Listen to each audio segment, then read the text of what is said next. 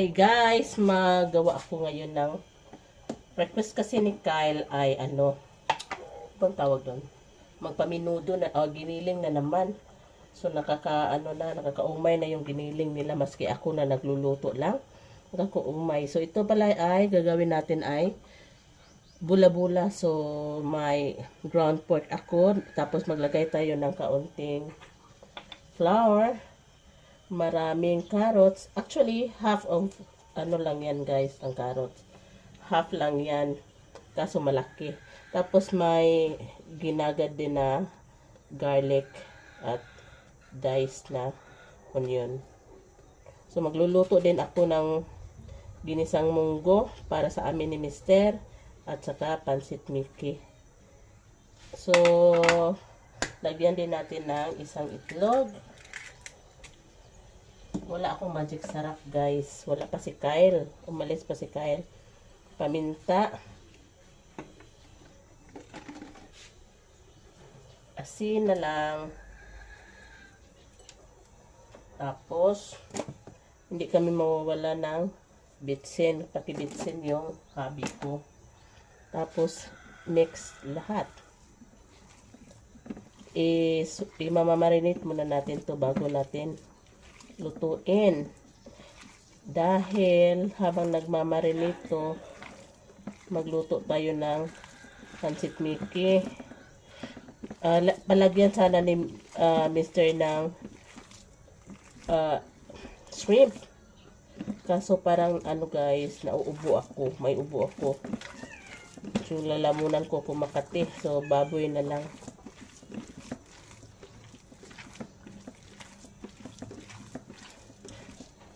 Baka yung ginisang munggo ko lalagyan ko ng bula-bula din. Dahil yung ginisang munggo ko ay maglalagay din ako ng isang sutanghon.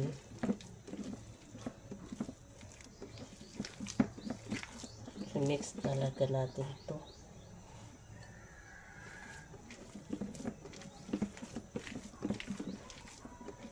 I don't know if kakain pa si Harold nito dahil sabi niya di daw niya gusto ang bula-bula.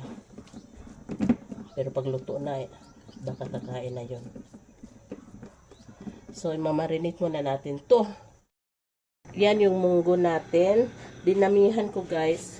Siguro mga sobra kalahati lang yung lulutuin namin pang ulam. Dinamihan ko kasi kukunan ko si Harold nito for his hot munggo. Yung lalagyan ng gatas.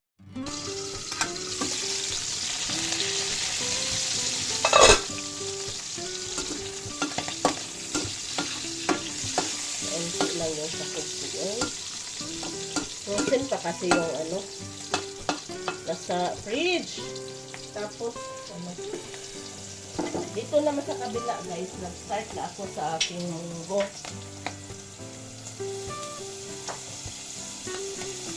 Kaunti lang nilagay kong karne din. Dahil natin ko nga lang yon. Tapos ito naman ay palalagyan ni Mr. ng daas. Buwan bulinaw.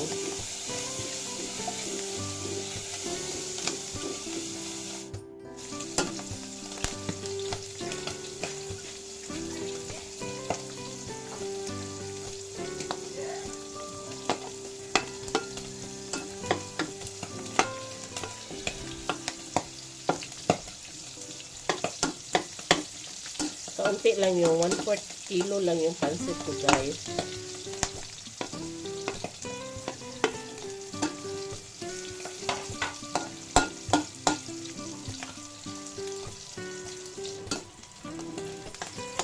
Tapos lagyan natin ito ng tuyo. Pwede na pala ako maglalagay ng carrots, mga repolyo. Though meron naman ako.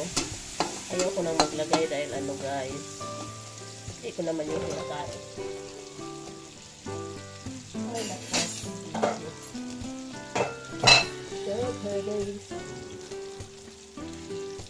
So, pa-absorb muna natin yan. Kaya,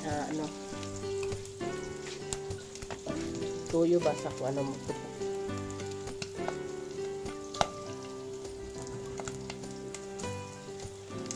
Ito yung ating para sa munggo. Mag-isa pala. Oh God! Igisa natin itong ahos. Ito na lang naananas.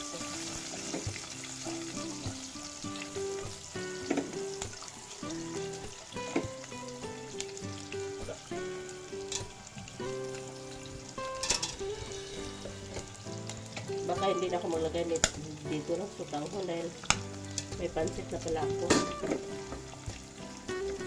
Ayan.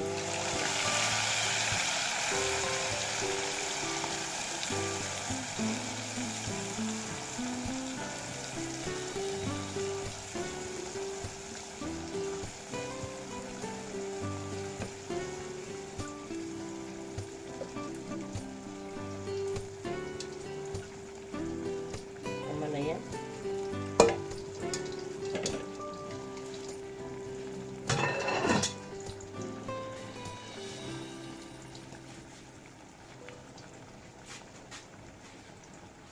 Lahan natin ng konting asin.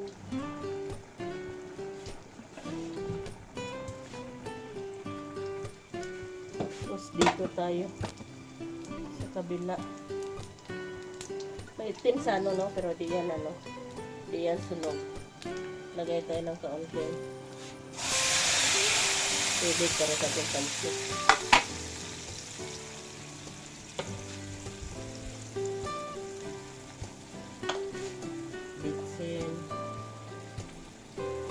Siguro maglalagay pa ako ng sabaw.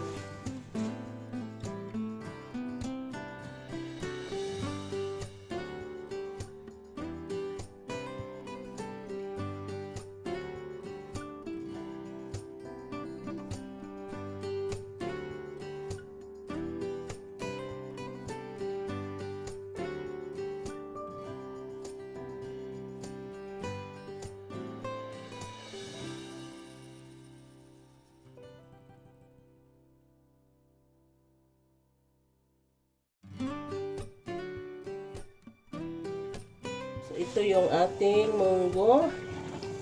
Simple lang talaga, guys. Tapos, hala, stop. Masak na siya. Aso. Papalagyan pa ni Mr. ng buwad. Ayan. Yan yung kami.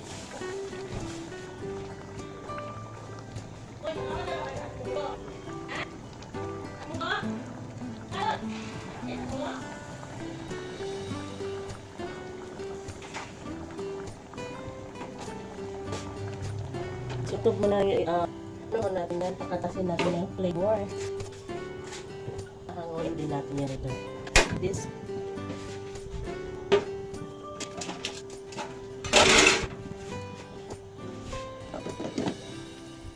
Dito naman guys, ano ko ito?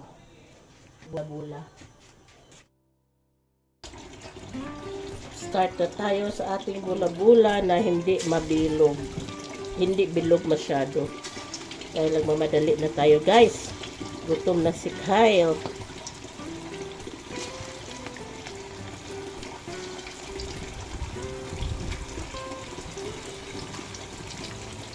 Ang dami kong ganap ngayon.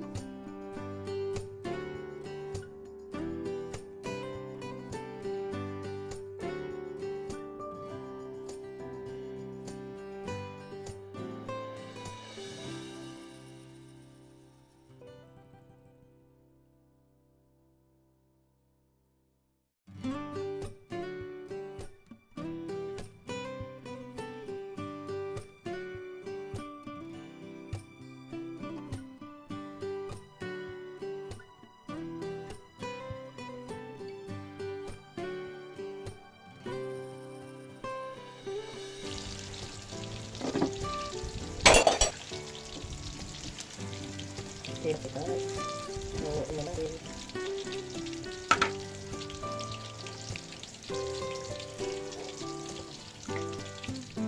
So, ganito yung setup niyan, guys. Ito yung bula-bula natin. Hindi yan sunog ha, sa video lang. Tapos, ito yung pansit. Tapos, ito ay yung siniparit ko na panghatmunggo ni Harold. Si Harold, di ko pa pakakainin ng lunch. Ito na lang muna dahil bago kakakain lang yan ng breakfast mga 10:30. Magto 12 pa lang. So, ito na lang muna. Mamaya na mga 2 p.m. ko siya pa-take ng lunch. Ako kakain ako dahil hindi ako kumakain ng masyado kanina. Guys, yung munggo niluto ko. So, yan. For me yan. Ikakain si Kyle yan. So, ito yung kanin ni Kyle. Maglagay tayo ng kaunting pancit Mickey. Tumitigas na. Dahil ito yung unang naluto ko. Si Harold kakain ito.